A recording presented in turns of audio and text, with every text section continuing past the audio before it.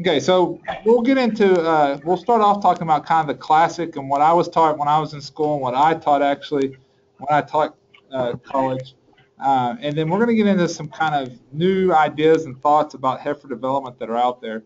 And I don't know, not saying necessarily to 100% buy into it, but it's real information that's out there. People are using this to make management decisions. I believe the data, and so we'll get into some of the kind of new paradigm shifts and developing heifers here in a little bit, and we can discuss that if y'all want or if you have any questions. So please again stop if you have any questions.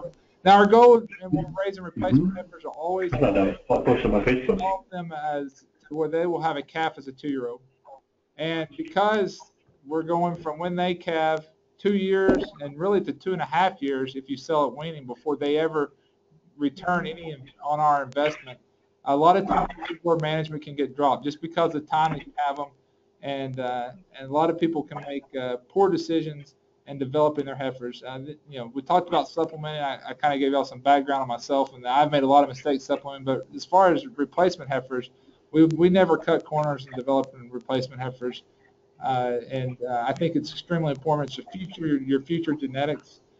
We can also debate. I don't have it in here. Should you buy your replacement heifers or should you raise them? It's a whole different conversation. It can be very heated depending upon who you talk to, and experts disagree on that.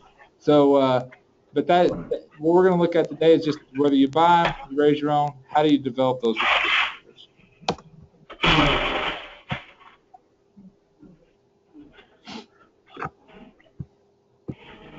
Okay, we'll talk. First off, let's define how we're going to define, or when we're raising our replacement heifers, puberty is going to become extremely important when heifers reach puberty. We're going to define that as when those will stand to be ridden. That's how we're going to define puberty. And age of puberty is going to have a very major effect on lifetime productivity and efficiency. We'll get into some of that information on that as well. A lot of people will say heifers, they can reach puberty at 6 to 8 months, and that's certainly true. They'll show signs of estrus, the classic signs where they'll stand and allow another heifer or another cow to mount them. However, a lot of times those early cycles are not fertile. And also they'll be discontinuous. So in other words, they'll have cycles and not have cycles. They'll kind of come in and out of cycles, but they won't be every 21-day routine event like you see when they truly reach puberty. Also, the 25% of heifers don't ovulate on that first cycle, so remember that as well. They're not going to ovulate that first time. It's going to be an infertile estrus. So we'll talk about when you should get your heifers ready to breed. That's when the time becomes important because you want them to go through all this kind of coming in and out of heat and those infertile they don't actually ovulate, and so they're not fertile. You want those to occur early, and so when it's time to start breeding, they've gone through that and they're having normal cycles now. All right, so for us to have a calf at 2-year-olds, remember that's our goal. We want to have a calf as a 2-year-old. Heifers need to reach puberty at 13 to 16 months of age, so that needs to be our goal. Sometime between 13 to 16 months of age, they need to reach puberty. Now, what we'll talk about here in a minute, really age is not the major driving force here. Instead, it's going to be weight. So weight, and that's something as nutritionists we can affect, that's going to be the major driving force for reaching puberty. Okay. So what affects puberty in a heifer? Number 1, age. Number 2, weight. Again, we said weight may be the most important. Condition. There's a relationship between fat, and this is true for all mammals, a relationship between fat and when they reach puberty. And just real quick, there's been a major concern in humans that girls are reaching puberty at an earlier and earlier age, and so a lot of people blame that on estrogens in the environment or growth hormones in the milk and all these other things. And so I was invited to a group of animal scientists and human doctors in Australia, and we went to a conference where they tried to hash this out. And what they left agreeing was that it's not drugs in the environment.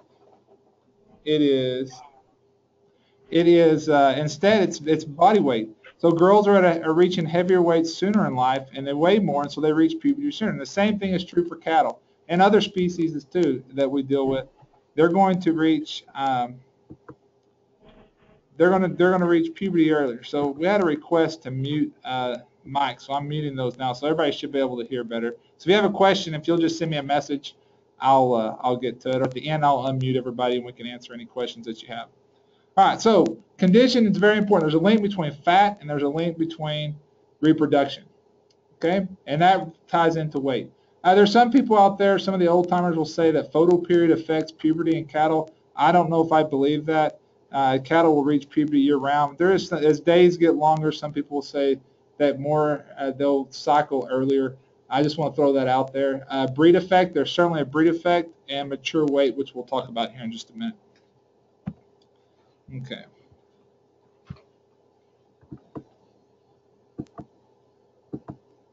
All right, so here's different breeds of cattle and when they reach puberty. And this is days, and I want to throw this out there. And we'll, the next slide I like actually better, but this is a study by the university, or not university, by USDA, Meat Animal Research Center. And they looked at different breeds and when they reach puberty. And you can see it varies greatly.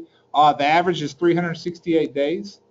So our average is 368 days, but it's going to vary greatly, and you can see larger breeds a lot of times will reach puberty later than lighter breeds, and we'll talk about that here in a minute. But the next slide, I think, points out a couple of important factors. Here, this is a summary of all their data, and they looked at tens of thousands of cattle of different breeds, and they evaluated different traits. And so age of puberty is one of the traits that they evaluated. And you can see smaller breeds are going to reach puberty as a general rule, again, like I said, earlier than larger breeds. So your continental breeds, and when I say continental, I mean Simmental, Angus, Charolais, Limousin, those are going to reach puberty later than the smaller breeds of cattle. Now, another thing that affects puberty is milk production. As you select for milk production, that is going to cattle that reach puberty earlier that have higher milk production. The reason being the same hormones that affect milk production affect reproduction and puberty. And so you're selecting for an increase in hormones that affect milk production, they reach puberty earlier. So larger breeds that do milk generally milk well reach puberty earlier. So if you're selecting for milk production in your cattle, you're going to have reach puberty earlier. If you're selecting for larger cattle, which we did going into the 90s and 2000s, and I kind of got caught up in that. Everybody was selecting for weaning weight and large framed and growthy cattle, and we were selecting for later puberty. So we were having problems with our heifers having calves as 2-year-olds. And so you got to be careful about that. So that's just a little bit on the genetic side. All right. So our goal, this is our goal, and this is an important goal, and this is something that has the current thought on this has changed a little bit, but kind of the old thought is that we want our heifers to weigh 60 to 65% of their mature weight when we breed them. So that's our goal. And as consultant nutritionists, that helps us as far as determining and making sure those heifers are going to be on track, which we'll go through an example here in a minute. All right, so we'll go through, that's the first goal I want to talk about, our target weight. So before we get into, so our target weight is 65% of the weight, let's talk a little bit about what we can do with pre-weaning nutrition. And we can creep feed. We can help those calves get on a good start by providing creep feed and helping them to reach that weight earlier, which means they'll reach puberty earlier. Okay? So remember, weight's going to become more important than age as far as when they reach puberty. Generally, cattle will reach puberty.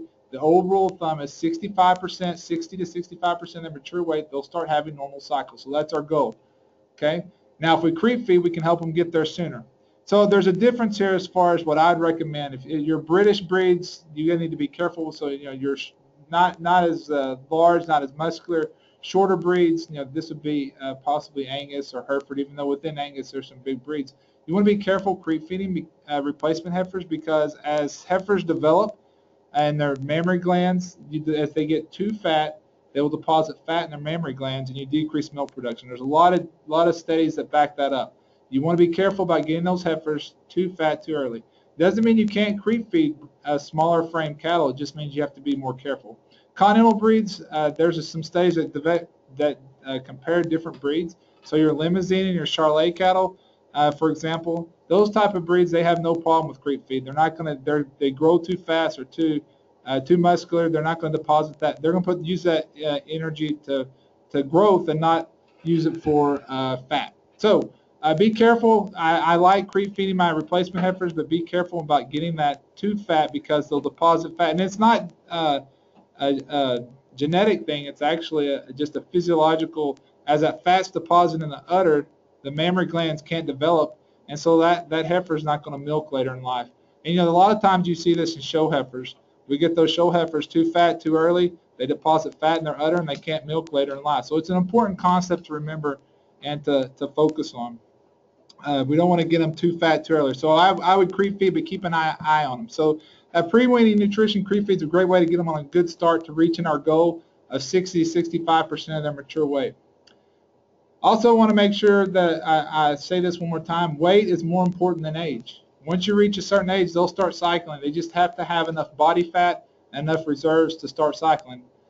Okay, so we want to get our heifers have to be by an adequate weight by 13 to 14 months of age if we're going to have them calves as a 2-year-old. Again, our target is 60 to 65% of their mature weight. So what does that mean for our British breeds? Angus, Herefords, we want them to weigh 650 to 700 pounds at breeding. Continental breeds, you want to have them heavier, so that would be Limousin, Charolais, those type cattle. You want to have them 750 to 800 pounds. And those are just general rules. What I like to do is go through the math through this way, and then we can determine our average daily gain. So number one, we determine our actual weaning weights. What did our calves weigh? And I have actual here because that's important. You'd be surprised how far off you can be guessing weaning weights. If you have scales, run them across the scale, get a good weaning weight, and that'll determine your target for developing these heifers. So get a weaning weight. So let's say we weighed them, they average 500 pounds. Next, determine when you want to start breeding. We want to start breeding on April 25th. Next, determine our mature weight. So you know your cows. What are your cows? What do they weigh at mature? Are they 1,100, 1,200, 1,300 pounds? So let's say they weigh 1,200 pounds. So then what's our target weight for our heifers at breeding? 1,200 pounds times 65%. We want, in this case, our heifers to weigh 780 pounds on April 25th. So then that's 177 days from October 1st to April 25th. You divide how many pounds you need, 280, divided by 177. That means those heifers need to gain 1.6 pounds per head per day to reach our target weight, to start cycling, to have a calf as a 2-year-old. Okay, and that's an important number, I think, especially as consultant nutritionists, that we can do. Talk to your producers how much your cows weigh, what do they wean at, your heifers wean at, and then calculate real quick what do they need to gain. All right. Now, this is some research that was done. This comes from Iowa State University, but they basically they looked at 3 different programs through the winter. And I'm talking about this because this winter time is so important for developing these heifers. And it not only affects if they get pregnant as a heifer, but it affects their production later in life as well. So they took these heifers and they fed them 0 pounds. Well, first off, their forage base was just kind of a low to average quality fescue hay. And then they fed them 0 pounds of grain, 3 pounds of grain, or 6 pounds of grain. And I think the important numbers in here are going to be how many of them conceived as a yearling? Well, as you would expect, those that have more grain, 83% of those conceived, got pregnant, and only 73% if they got 3 pounds, and 69% if they got nothing. So there are some heifers that are just extremely efficient. They're going to get pregnant if you don't feed them adequately or not. But to get the optimal level of pregnancy, you're going to have to supply nutrition. But not only that, I think the important thing is this is later in life. This is pregnancy later in life. And so these that did get pregnant, only 67% of those got pregnant the second time, versus 87 if you fed them grain. So what we feed them going into this first winter after we wean them, it affects their production not only as a heifer, but later in life as well. And also there's some other data that shows that it affects when they're cold and how long they stay in your herd. So getting them on a good start through this first winter is going to be extremely important. That's kind of what I wanted to show with this slide. So nutrition becomes so important. All right. So we need, on an average, basically, you're going to have to gain between a half a pound. Very rarely do you ever have to gain 2 pounds or more than 2 pounds on these heifers. So we don't have to really push them that hard, but we have to have them on a good level of nutrition. Again, don't get your heifers too fat. Can't emphasize that enough. I'm a big believer in not getting our heifers too fat because it's going to affect their production as far as milk production later in life. I like if my weaning weights are variable. We did this at OSU when I helped managed a herd there, we would separate them, and at Cameron we did as well. We'd separate the light and heavier heifers. So those that are light, we're going to separate them because they need more. But those that are heavier, they may be fine on just a little bit of supplement and some dormant forage. So I'd separate the heavier and lighter, put them on two different paths to get to their target weights. Implants. So this question came up at a producer meeting a couple weeks ago. Someone asked, "Can I implant my replacement heifers?" The textbook answer, or the science answer, would say yes, as long as you do it before 45 days of age. The problem is these implants are the same hormones that are going to affect development of her reproductive tract and her brain to start cycling. And so we want to be careful that we don't give these implants late in life. But if you're going to give that first implant less than 45 days of age, you can do it, but you don't want to go after 45 days. So a lot of people give at that original, 30 days to 45 days, they'll give an implant. Ralgro is one of the more common ones. I think Synovex C is approved for that time period. Those are all implants that you can use. But personally, if I think I'm going to use this heifer for a breeding heifer, I'm not going to implant her. So that's always the approach that I took. Now, it's hard because you may not know which heifers you're going to use, and you may be selecting at weaning. So it's okay with that first implant, but don't do it after 45 days. But as a general rule of thumb, I don't implant my heifers. If I'm going to keep as breeding heifers, replacement heifers. Ionophores are absolutely great. And I probably didn't go into this enough. I think I'm going to do a training maybe on ionophores later, so I'm just going to touch on this slightly. But the bottom line is Bovatech, Rumensin, there's lots of research out there that shows that if you feed your heifers ionophores, they'll reach puberty earlier and they'll reach puberty at a lighter weight. So it's not only related to weight. For whatever reason, there's some kind of stimulant here. They'll reach puberty sooner and they'll reach it at a lighter weight. So I like whatever supplement I'm giving my heifers, I would highly encourage you to use an ionophore. Fat supplements. Fat supplements, they're great because they increase the energy density of your diet, which means their heifers will have more energy to grow. But there's also seems to be an effect on reproduction besides the energy density. So fat can stimulate reproduction. A lot of people have concluded that may be because some of the same hormones that affect reproduction that they come from fat, and so fat is used to make those. So anyways, that there is whether that's true or not, that there is a direct effect stimulant of fat supplements on reproduction. So supplementing fat can help. Certainly, ionophores are going to have a huge effect on when we're formulating diets for our heifers. Now, I think there's a lot of research. Oklahoma State did a lot of this research, and through the Midwest as well. Does it matter how we get those heifers to, in our example, was 780 pounds? Does it matter how they get to 780 pounds? And the answer is no. So this gives us a lot of flexibility as consultants. And this is kind of a summary of that data. So here is days from weaning to our target weight. So here is our target weight, 780 pounds, just like our example. And this is looking at 3 different methods. And so they studied these heifers and they determined, okay, how did they reach puberty? Well, in this example, they put them on a high plane of nutrition very fast, reached their target weight, and then just held them where they gained very little. Okay, in the middle, they put them on that 1.6 pounds per head per day. They gained consistently the same rate and reached puberty. Or in this example, they put them on winter grass, let them grow just slightly, and then they put them in a dry lot and give them the nutrition they need to reach 780.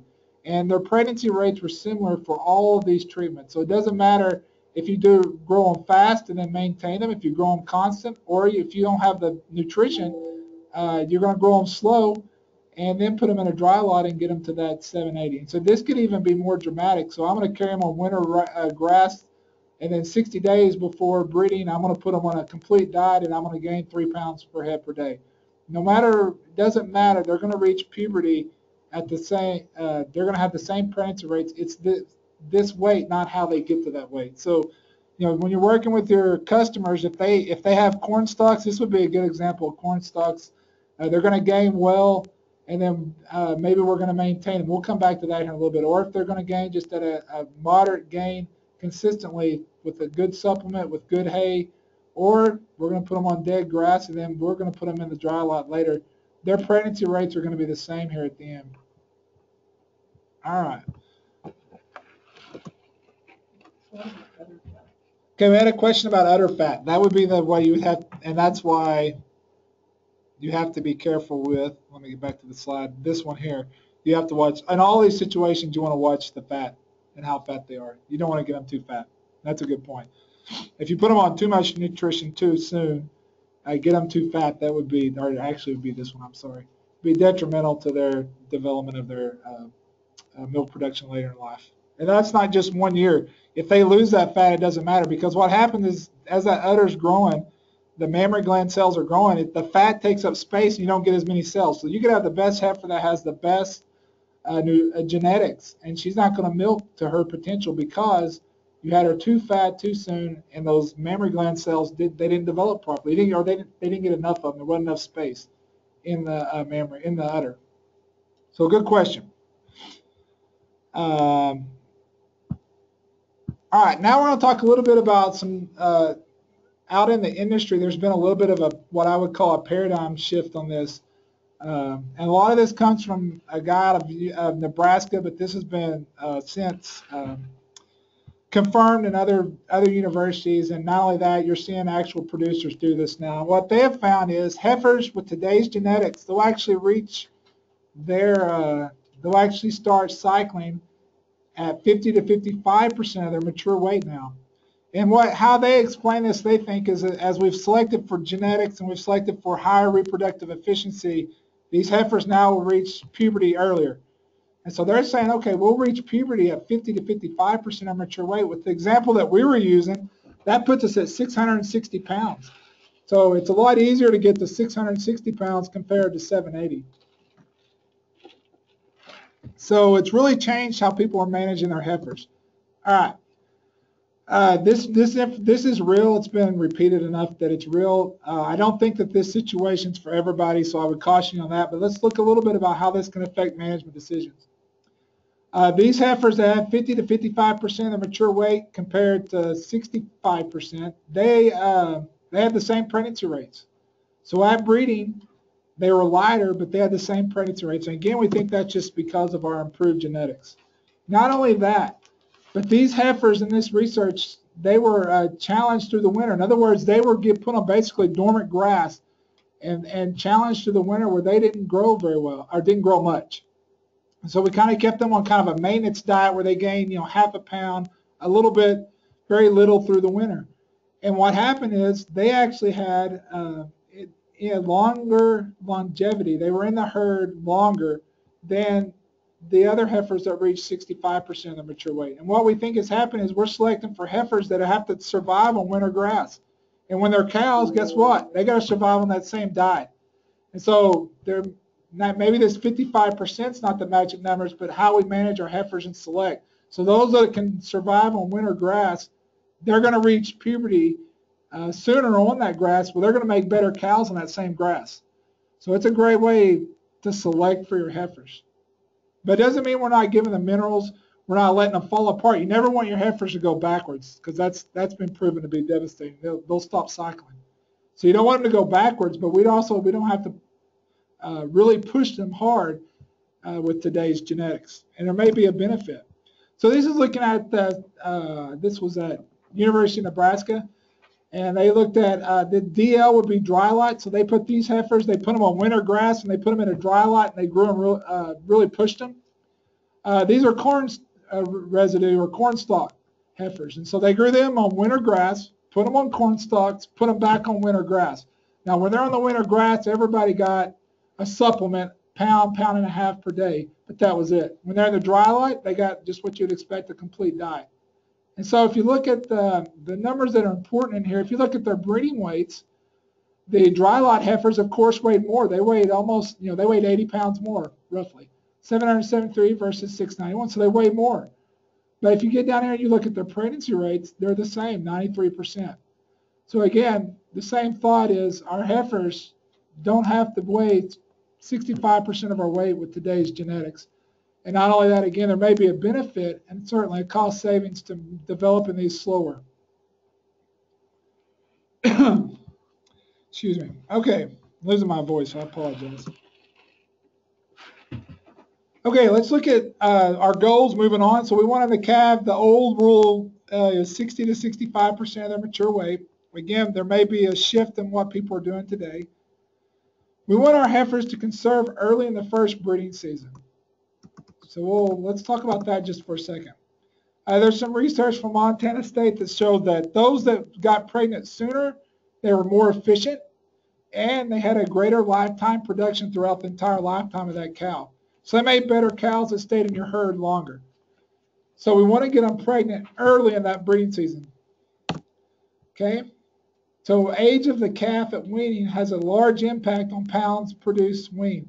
So basically, and a lot of people don't like this, but really you got to select for older calves that are going to be heavier, and those are going to make you better cows later in life, and they're going to breed earlier in the breeding season. And this becomes important. We want them to conceive earlier because heifers are going to have a longer postpartum anestrus interval after their first calf. What does that mean? That means after they have their first calf, there's going to be a longer period before they start cycling, okay, than compared to a cow. Why? Because they're growing, because you want them to they're still growing, you want them to get pregnant again, and you want them to produce milk. Those are the three biggest nutritional stress on an animal. So we kind of have this all tied up into this ball, this one animal that she needs to, that's going to affect her production. So heifers are going to when after they have that calf, there's going to be a longer period before they start cycling to get pregnant again, because we want them to have a calf every year. So if they conceive earlier, they're going to have more time to get pregnant that second time. So a good general rule is that we want them to breed them 3 to 4 weeks earlier than our cows. So we breed them 3 to 4 weeks. That gives them a longer period to start cycling after they calve. All right, so target 60-65%, conceive earlier in the breeding season. And then I would recommend you, if you can, you limit your heifers to breeding to 35 to 45 days. And the major reason is if any of you have ever calved heifers know what a headache it is. So it really helps us limit our management. So I'm only going to have to calve these heifers. It's going to be intense, but for 35 days. Also, if we are going to only keep those that can get pregnant in 35 to 45 days, we're keeping the most fertile heifers, which means they'll make your best cows later. All right, let's talk a little bit about post-breeding, because we don't need to forget about these heifers. Remember, they're still growing after they calve. So we want our heifers to calve at approximately 85% of their mature weight. So we want them to be about 85%. So in our example that we were using, our 1,200-pound cows, we want to weigh about 1,020 when we calve. So that's important. So they're still growing. This becomes important. So this would be their second winter. So through their second winter, again, you can't forget about them, because 70% of fetal growth occurs in the last trimester, which would be that winter and early spring. So it's important nutritionally that we're providing especially minerals, vitamins, and also protein and energy to those heifers, because they're still growing. All right. So I think, to kind of summarize, and then we're going to talk about how ranch weight, I think, fits into this development of heifers. Number one, inadequate development of heifers, they're going to result in larger feed bills because you're going to pay for it later. Okay? They're going to result in more open cows. The most common cold cow is a first calf heifer that's too thin. And there's lots of research that backs that up too. So heifers that calve too thin, they don't cycle, and they end up not pregnant, and you cull them. So open cows, you're going to end up with more cows, larger feed bills by not managing these properly. So we can help our customers plan ahead, manage these properly, especially through that first winter, and manage them during that next winter, and then they'll have a cow that's going to be productive and stay in the herd for a long time. If possible, I want to just reiterate, I would separate my heavy and light heifers. Excuse me, heifers, because I think it allows you to manage them better. It allows you to take those light ones, get them on the proper nutrition, and not get our heavy heifers too fat. This is extremely important. A lot of people make this mistake. You want to feed your heifers and mature cows separate. We're really talking about two different beasts here who have two different nutritional requirements. And really you need to separate them and manage them separately if possible. Okay, how does Ranchway, and what's our role and goal for heifer management? Number one, I think as nutritional consultants, we need to help our customers set their goals for their heifers. Go through the math like I did with you with them. Okay, what's your mature cow weight? What's your calves weight weaning? Okay, we need to gain this. And then how can we help you reach those goals? So help them set their goals. Number two, creep feed. Let's get them off to a good start with, again, the one caution. Let's not get them too fat, but let's get them on to a good start. Let's get them growing early so they can reach that mature weight early, so they'll start cycling early, and they can breed earlier in that breeding season like I talked about. So I think the creep feed and starter rations are very important. We did a whole training on that with when we talked about preconditioning. So I think we've been through these feeds. We'll talk about them just a little bit here in just a minute. But don't forget about creep feeding, starter rations. The same thing we talked about backgrounding cattle, preconditioning cattle. It applies here with developing heifers. Number three, let's help our producers maximize the use of their feedstuffs. And this is a lot of what I did this winter. Let's see what feedstuffs they have. Do they have access to silage? Do they have access to distillers? And then we can do a least cost ration for them. And then what I think really the great product that we have that we'll spend some time on here in a second is our Heifer Max. That pellet is really designed for that purpose. It really complements corn silage, distillers, even hay. If they have really good quality hay, that pellet can work to complement that, to make sure we're getting the correct vitamins and minerals. None of that, it's got our ionophore in it, which we've talked about is going to stimulate growth.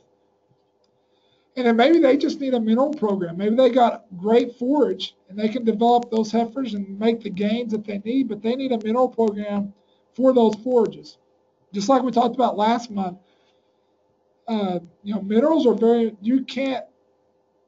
forage is not throughout the year, you're going to have to supply minerals. It's just going to happen. And they're important for immune function and reproduction and fertility, which is all what we're talking about here in these heifers.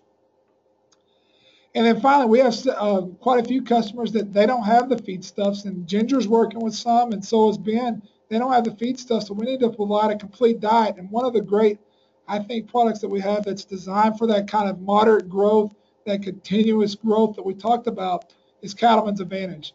I think it does a great job of getting those heifers on a good diet. Doesn't push them too fast. It doesn't have too much energy, but it's a good high-fiber diet to develop your heifers.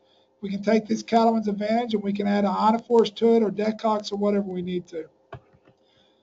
So real quick, we'll talk a little bit more about that. So give me just a second to pull up internet and our web page, and we'll go over those quickly.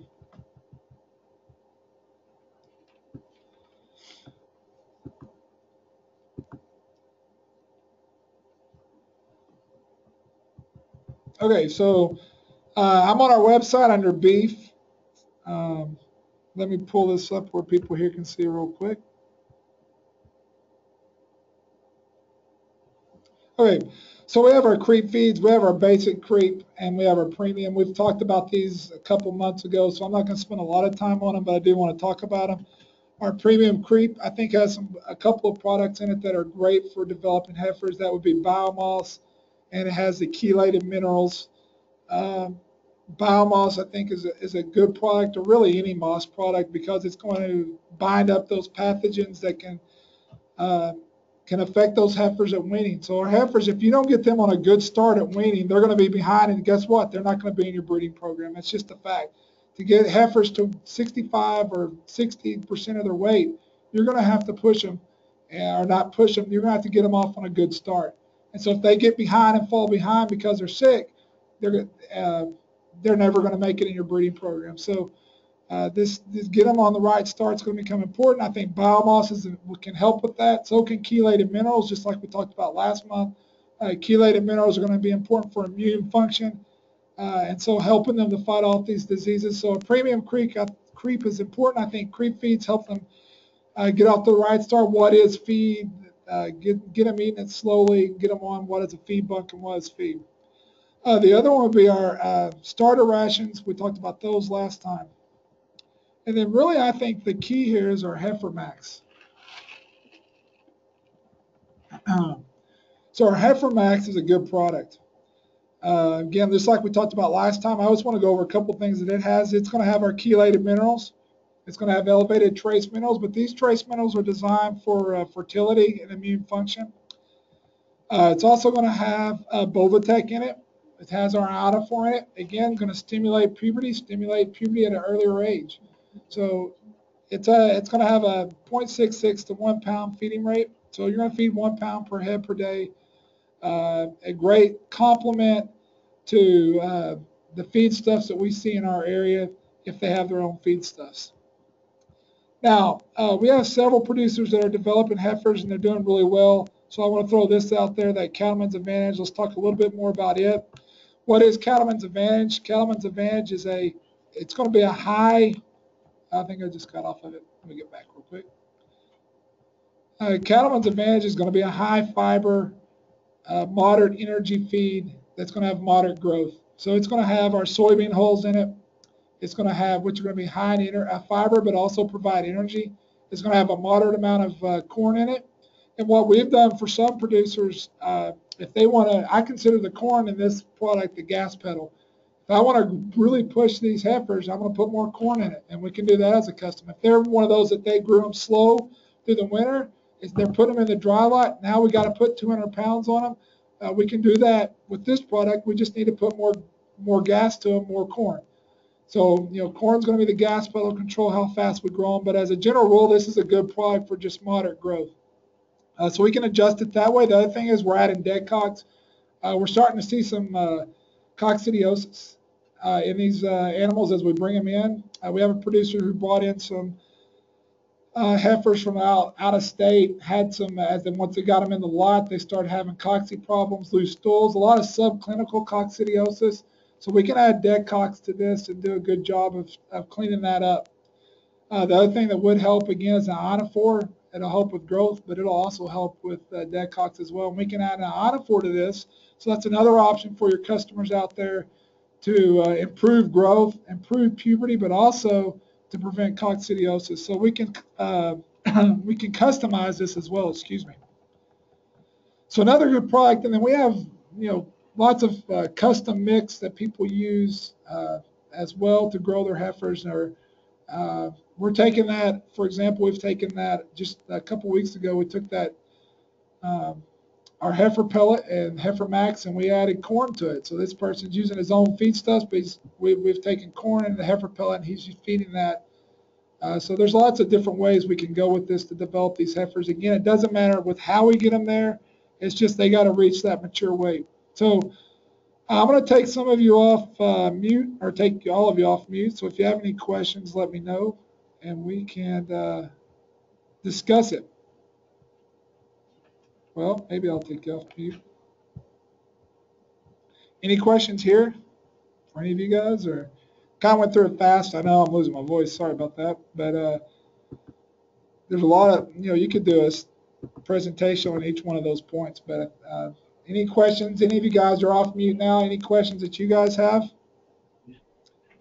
Yes, Ginger. Would the theory be essentially the same if you're retaining like a feedstock?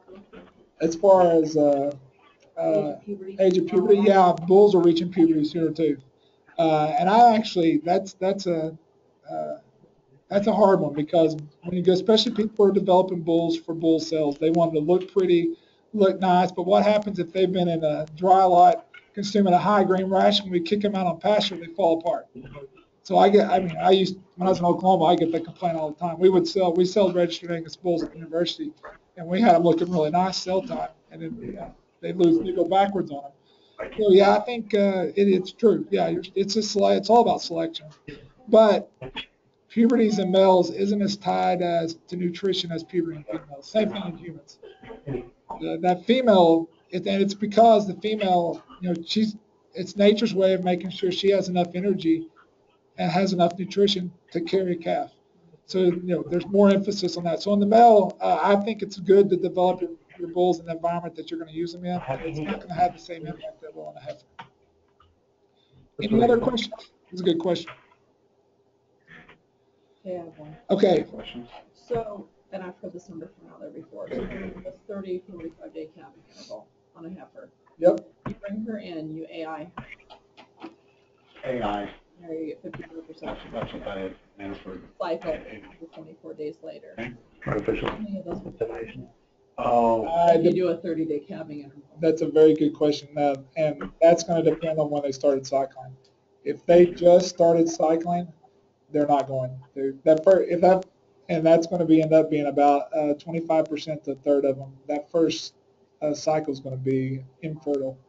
Does that make sense? So you're not, even if they showed estrus and you did everything right, they're not going to get. Does that make sense? So you're going to end up missing about a quarter to a third of those. Now, if you get them cycling really soon, and then there'll be more. You won't lose as many that way, if that makes sense. So the key is get them cycling early till they've had 2 or 3 cycles before you start your breeding period, and that'll help some. Yeah. So if you did 30 to 45 days, in theory, you could be kicking out 25% of Yep. the heifers and not be bred. but again, it's. But the idea, here's the idea on that. The idea is that those that I've gotten, no, not the idea, this is proven fact, that those that did, they were exposed to the same thing as those other heifers. They're the higher, more fertile, they're more efficient, and they're going to make better cows later in life. If that makes sense. And so they're going to be the ones that are going to make the better cows for you. So that's why my rule, and I didn't include it in here because it's not really nutrition oriented. I always tell people at least 20% more heifers than what if I have 100 cows, I need 20 replacement heifers. I'm going to do 20. Yeah, that's it. Giving instructions. Thinking about it. I'm going to say 10 of It's it. just kind of things fall apart in your world. They're not going to cycle. They're not going to get pregnant. They're going to get pregnant late. And they're not going to be good cows later in life. So that's how I always approach that. At least 20%. If you read textbooks, a lot of textbooks will tell you 50%. So if I want to keep 20, if I need 20 heifers next year, I'm going to keep 40, with the idea that 20 of those aren't going to make the cut. So that gets more into management situations, but but you're exactly right. I mean, but the ones you do get pregnant, they're going to make you better cows. Good question. But it doesn't affect your bottom line. I mean, if you're putting. Take it right from one of our competitors. So I could talk shit. Any other questions? I'm going to go ahead and end it then. I don't know what our topic next month will be, but hopefully my voice will be back, and we can. We've been on cattle for a long time. I'm thinking it's time to switch to something else, or maybe just kind of more of a general topic like we did last time on minerals, but that we can apply to other species. But if you have any suggestions, shoot me an email, and we'll do something different. So I'm always open to ideas, or whatever y'all want to learn. Let me know. Thanks, and if you know anybody, this will be on YouTube soon. Anybody who may benefit from it, now we'll have the slides up soon too. So thanks. Yay. Thank you. Cool. Right on, Frank. Good job. Mm-hmm. That's dude. So here's what you and me and Kim are gonna do. Mm-hmm. We're gonna